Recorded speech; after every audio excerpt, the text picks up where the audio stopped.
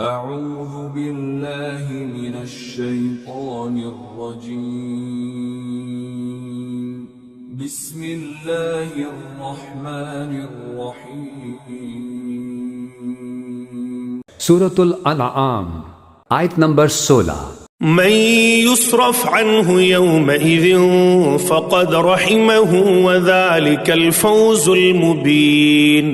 ترجمہ، جس کسی شخص سے اس دن وہ عذاب ہٹا دیا گیا اس پر اللہ نے بڑا رحم کیا اور یہی واضح کامیابی ہے۔ تفسیر، من یصرف عنہ یومئذ فقد رحمہ، وہ عذاب جو ہے جس کی طرف سے پھیر دیا گیا اس دن، اس پر تو اللہ کی بڑی رحمت ہو گئی۔ وذالک الفوز المبین، اور وہی ہوگی روشن کامیابی۔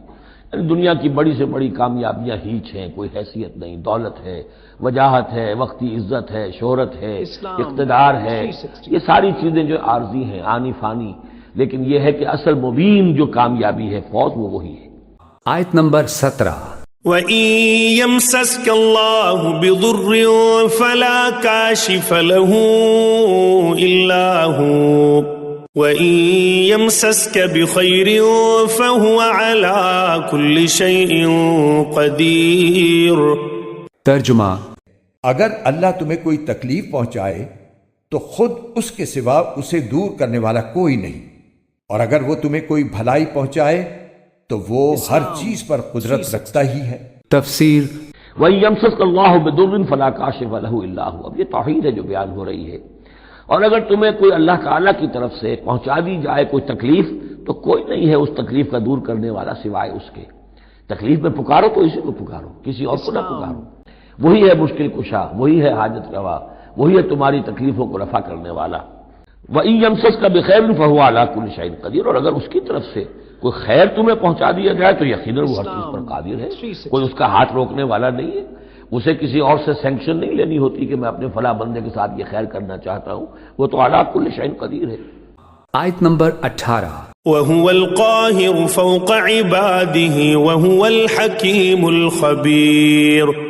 ترجمہ، اور وہ اپنے بندوں کے اوپر مکمل اقتدار رکھتا ہے اور وہ حکیم بھی ہے، پوری طرح باخبر بھی۔ تفسیر، وَهُوَ الْقَاهِرُ فَوْقَ عِبَادِهِ، اور وہ تو اپنے بندوں پر پوری طریقے سے زور آور ہے، چھایا ہوا ہے، مسلط ہے، کوئی بھی اس کی مخلوقات میں سے اس کے قابو سے باہر نہیں ہے، وہ قابو یافتہ ہے۔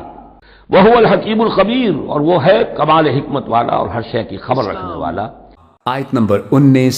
قل أي شيء أكبر شهادة قل الله شهيد بيني وبينكم وأوحي إلي هذا القرآن لأنذركم به ومن بلغ أئنكم لتشهدون أن مع الله آلهة أخرى قل لا أشهد قل انما هو الہ واحد واننی بریء مما تشرکون۔ ترجمہ، کہو کون سی چیز ایسی ہے جو کسی بات کی گواہی دینے کے لیے سب سے اعلیٰ درجے کی ہو؟ کہو اللہ، اور وہی میرے اور تمہارے درمیان گواہ ہے، اور مجھ پر یہ قرآن وحی کے طور پر اس لیے نازل کیا گیا ہے تاکہ اس کے ذریعے میں تمہیں بھی ڈراؤں اور ان سب کو بھی جنہیں یہ قرآن پہنچے۔ کیا سچ مچ تم یہ گواہی دے سکتے ہو کہ اللہ کے ساتھ اور بھی معبود ہیں؟ کہہ دو کہ میں تو ایسی گواہی نہیں دوں گا۔ کہہ دو کہ وہ تو صرف ایک اللہ ہے، اور جن جن چیزوں کو تم اس کی خدائی میں شریک ٹھہراتے ہو میں ان سے بیزار ہوں۔ تفسیر، کہو میرے اور تمہارے درمیان اللہ گواہ ہے، یعنی اس بات پر گواہ ہے کہ میں اس کی طرف سے مامور ہوں اور جو کچھ کہہ رہا ہوں اسی کے حکم سے کہہ رہا ہوں۔ کیا واقعی تم لوگ یہ شہادت دے سکتے ہو کہ اللہ کے ساتھ دوسرے خدا بھی ہیں؟ کسی چیز کی شہادت دینے کے لیے محض قیاس یا گمان کافی نہیں ہے، بلکہ اس کے لیے علم ہونا ضروری ہے جس کی بنا پر آدمی یقین کے ساتھ کہہ سکے کہ ایسا ہے۔ پس سوال کا مطلب یہ ہے کہ کیا واقعی تمہیں یہ علم ہے کہ اس جہان ہست و بود میں خدا کے سوا اور بھی کوئی کارفرما حاکم ذی اختیار ہے جو بندگی و پرستش کا مستحق ہو؟ میں تو اس کی شہادت ہرگز نہیں دے سکتا، یعنی اگر تم علم کے بغیر محض جھوٹی شہادت دینا چاہتے ہو تو دو، میں تو ایسی شہادت نہیں دے سکتا۔ آیت نمبر 20۔ الذين آتيناهم الكتاب يعرفونه كما يعرفون أبناءهم الذين خسروا أنفسهم فهم لا يؤمنون۔ ترجمہ، جن لوگوں کو ہم نے کتاب دی ہے وہ ان کو یعنی خاتم النبیین صلی اللہ علیہ وآلہ وسلم کو اس طرح پہچانتے ہیں جیسے وہ اپنے بیٹوں کو پہچانتے ہیں، پھر بھی جن لوگوں نے اپنی جانوں کے لیے گھاٹے کا سودا کر رکھا ہے وہ ایمان نہیں لاتے۔ تفسیر، جیسے ان کو اپنے بیٹوں کے پہچاننے میں کوئی اشتباہ پیش نہیں آتا۔ یعنی کتب آسمانی کا علم رکھنے والے اس حقیقت کو غیر مشتبہ طور پر پہچانتے ہیں کہ خدا ایک ہی ہے اور خدائی میں کسی کا کچھ حصہ نہیں ہے۔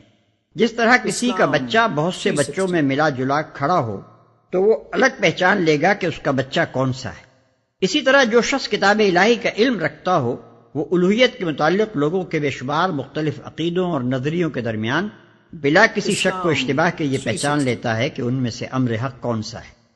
آیت نمبر 21۔ ومن أظلم ممن افترى على الله كذبا أو كذب بآياته إنه لا يفلح الظالمون۔ ترجمہ، اور اس شخص سے بڑھ کر ظالم کون ہو سکتا ہے جو اللہ پر جھوٹا بہتان باندھے یا اللہ کی آیتوں کو جھٹلائے؟ یقین رکھو کہ ظالم لوگ فلاح نہیں پا سکتے۔ تفسیر، اس شخص سے بڑھ کر ظالم کون ہوگا جو اللہ پر جھوٹا بہتان لگائے؟ یعنی یہ دعویٰ کرے کہ خدا کے ساتھ دوسری بہت سی ہستیاں بھی خدائی میں شریک ہیں، خدائی صفات سے متصف ہیں، خداوندانہ اختیارات رکھتی ہیں اور اس کی مستحق ہیں کہ انسان ان کے آگے ابدیت کا رویہ اختیار کرے۔ نیز یہ بھی اللہ پر بہتان ہے کہ کوئی یہ کہے کہ خدا نے فلاں فلاں ہستیوں کو اپنا مقرب خاص قرار دیا ہے اور اسی نے یہ حکم دیا ہے، یا کم از کم یہ کہ وہ اس پر راضی ہے کہ ان کی طرف خدائی صفات منسوب کی جائیں اور ان سے وہ معاملہ کیا جائے جو بندے کو اپنے خدا کے ساتھ کرنا چاہیے۔ اللہ کی نشانیوں کو جھٹلائے۔ اللہ کی نشانیوں سے مراد وہ نشانیاں بھی ہیں جو انسان کے اپنے نفس اور ساری کائنات میں پھیلی ہوئی ہیں، اور وہ بھی جو پیغمبروں کی سیرت اور ان کے کارناموں میں ظاہر ہوئیں، اور وہ بھی جو کتب آسمانی میں پیش کی گئیں۔ یہ ساری نشانیاں ایک ہی حقیقت کی طرف رہنمائی کرتی ہیں، یعنی یہ کہ موجودات عالم میں خدا صرف ایک ہے، باقی سب بندے ہیں۔ اب جو شخص ان تمام نشانیوں کے مقابلے میں کسی حقیقی شہادت کے بغیر، کسی علم، کسی مشاہدے اور کسی تجربے کے بغیر مجرد قیاس و گمان یا تقلید آبائی کی بنا پر دوسروں کو الوہیت کی صفات سے متصف اور خداوندی حقوق کا مستحق ٹھہراتا ہے، ظاہر ہے کہ اس سے بڑھ کر ظالم کوئی نہیں ہو سکتا۔ وہ حقیقت و صداقت پر ظلم کر رہا ہے، اپنے نفس پر ظلم کر رہا ہے اور کائنات کی ہر اس چیز پر ظلم کر رہا ہے جس کے ساتھ وہ اس غلط نظریے کی بنا پر کوئی معاملہ کرتا ہے۔ آیت نمبر 22۔ وَيَوْمَ نَحْشُرُهُمْ جَمِيعًا ثُمَّ نَقُولُ لِلَّذِينَ أَشْرَكُوا أَيْنَ شُرَكَاؤُكُمُ الَّذِينَ كُنتُمْ تَزْعُمُونَ۔ ترجمہ، اس دن کو یاد رکھو جب ہم ان سب کو اکٹھا کریں گے، پھر جن لوگوں نے شرک کیا ہوگا ان سے پوچھیں گے کہ کہاں ہیں وہ تمہارے معبود جن کے بارے میں تم یہ دعویٰ کرتے تھے کہ وہ خدائی میں اللہ کے شریک ہیں۔ تفسیر، وَيَوْمَ نَحْشُرُهُمْ جَمِيعًا، اور جس دن کہ ہم جمع کریں گے ان سب کو، ثُمَّ نَقُولُ لِلَّذِينَ أَشْرَكُوا، اور پھر ہم کہیں گے ان سے جنہوں نے شرک کیا تھا، أَيْنَ شُرَكَاؤُكُمُ الَّذِينَ كُنتُمْ تَزْعُمُونَ، کہاں ہیں آپ کے وہ شرکا جن کا کہ آپ کو گھمنڈ ہو گیا تھا، گمان ہو گیا تھا کہ وہ بچا لیں گے۔ آیت نمبر 23۔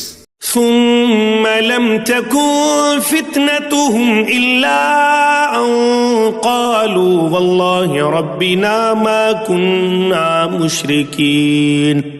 ترجمہ، اس وقت ان کے پاس کوئی بہانہ نہیں ہوگا سوائے اس کے کہ وہ کہیں گے اللہ کی قسم جو ہمارا پروردگار ہے، ہم تو مشرک نہیں تھے۔ تفسیر، شروع میں تو وہ بوکھلاہٹ کے عالم میں جھوٹ بول جائیں گے، لیکن پھر قرآن کریم ہی نے سورہ یاسین اور سورہ حامیم السجدہ میں بیان فرمایا ہے کہ خود ان کے ہاتھ پاؤں ان کے خلاف گواہی دیں گے اور ان کا سارا جھوٹ کھل جائے گا۔ اس موقع کے لیے سورہ نساء میں پیچھے گزرا ہے کہ وہ کوئی بات چھپا نہیں سکیں گے، اور آگے اسی سورت کی آیت نمبر 130 میں آ رہا ہے کہ وہ خود اپنے خلاف گواہی دیں گے۔